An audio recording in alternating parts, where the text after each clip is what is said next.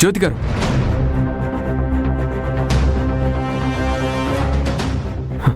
జ్యోతి గారు ఆగండి. అడ్డు తప్పుకో.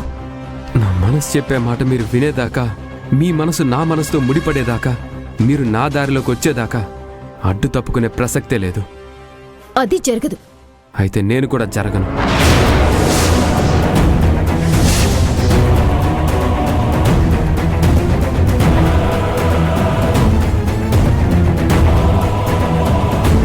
చూడు, నాకు ఇష్టం లేదని చెప్తున్నా కూడా నా వెంట పడి నన్ను ఇబ్బంది పెట్టడం అస్సలు బాగోలేదు.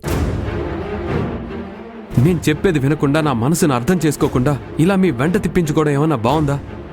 ప్రేమ ఇలా వెంట పడితే పుట్టదు, నమ్మకంతో మనసులో నుంచి పుట్టాలి. నాకు అలాగే మనసులోనే పుట్టింది, కానీ అపార్థం మీ మనసుని కమ్మేసి నా నిజమైన ప్రేమని అర్థం చేసుకోలేకపోతుంది. అందుకే నా మీద కోపంతో వేరే ఎవరినో పెళ్లి చేసుకోవడానికి సిద్ధపడ్డారు.